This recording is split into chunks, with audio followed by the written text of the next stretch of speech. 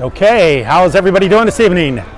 My name is Kent, and I usually make cryptocurrency videos, but since the crypto space has kind of been in a little bit of a mess here recently, last week I decided to make a video about one of my other interests, which is Nebraska football. If you didn't get a chance to watch that video, I'll give you a little bit of background. I'm the last guy in the world that you would think would be making Nebraska videos about Nebraska Cornhusker football. Because I live in Southern California. I haven't lived in Nebraska for 25 years. The only connection I have with Nebraska football was the fact that I grew up in Nebraska, in western Nebraska.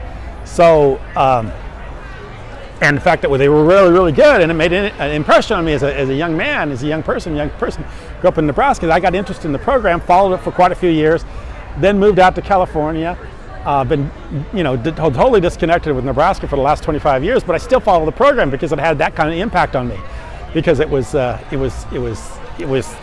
winners, and it was a big thing for Nebraska and Nebraska football. So 25 years later, here I am still making video, or thinking about it, making a video about it, something that I would think that, like I said, be the last person in the world to make it. I have no connection to the program.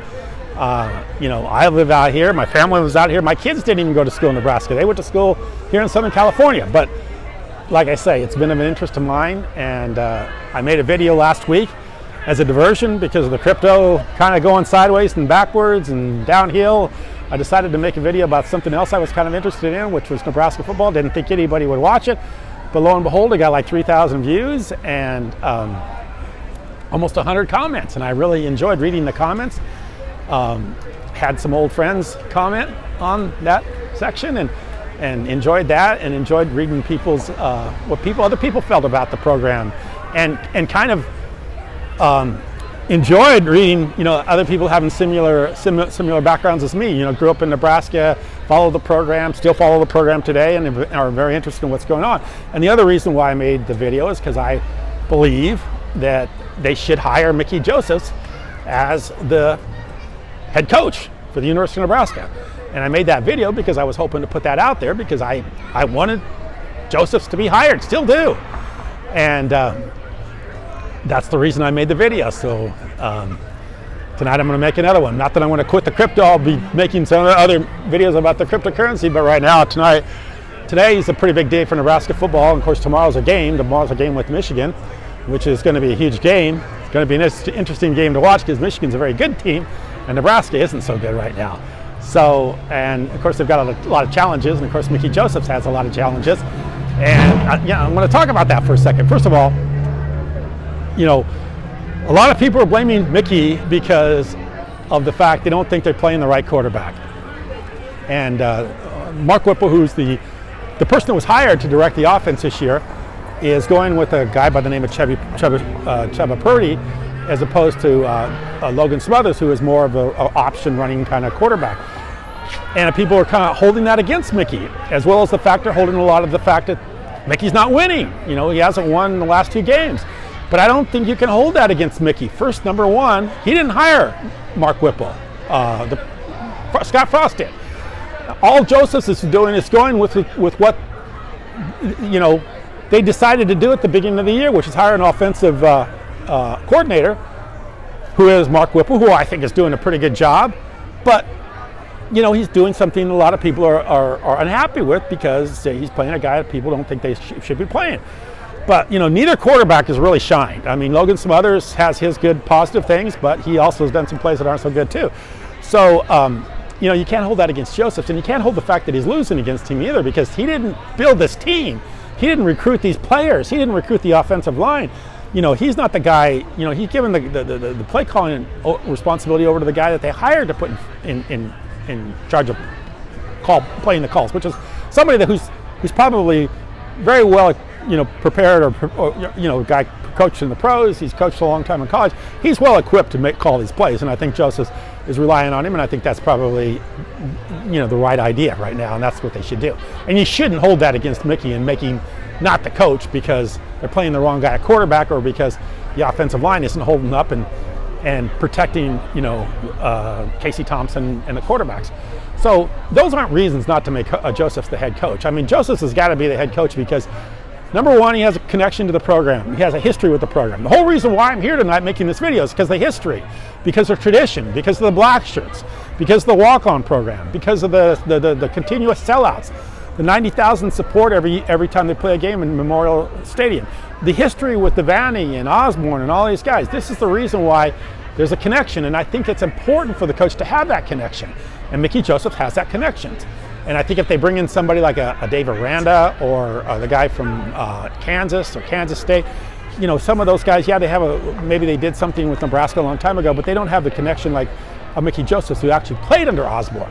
So I think, you know, that's important. And I think a lot of people kind of said that too, you know, that it's important that the person has a connection to the program. I remember when Callahan and Riley were asked questions about, you know, the walk-on program or something other than that, a tradition of Nebraska football. They really never had any understanding of it nor cared about it. And I think that's really a bad thing for Nebraska football, because Nebraska football is built on tradition and history. And if you don't have an understanding of that, that's not going to translate very well for the future. So that's why I think Mickey Joseph is very important. The other reason for a video tonight, which is kind of motivated me to make a video tonight, is that there's this rumor going around that a guy by the name of Deion Sanders, they call him Coach Prime, is maybe the next coach of the Nebraska Cornhuskers. I just watched Corn Crazed. Connor, he's up in LA, I'm in San Diego, actually in Carlsbad, made a video about this when I was watching this tonight. And my only reaction to that is, I think he would be the only other person besides Mickey Joseph who could pull this off. If they hired Coach Prime, I think I'd be very impressed if they could pull that off. If Trev Alberts is thinking about that, hiring Coach Prime, I'm impressed, because I think he would probably be the only other person besides Mickey Joseph that I would think could pull this program together and make it work. And I think Coach Prime would be the only other guy, Deion Sanders would be the only other guy that could keep Mickey Joseph on staff. So he would be somebody I would be very interested in seeing hired, and I think that would be a good selection.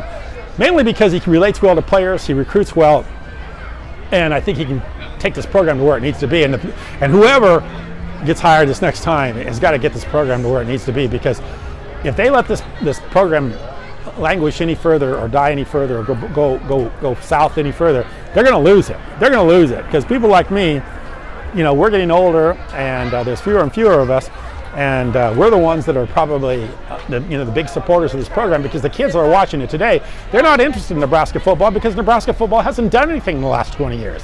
So you got to get reinvigorated with new blood, and the only way to get new blood in is to get somebody that can recruit and bring kids in, like Mickey Joseph brought in Trey Palmer from Louisiana. I mean, how often did Nebraska pull somebody like a Trey Palmer from Louisiana?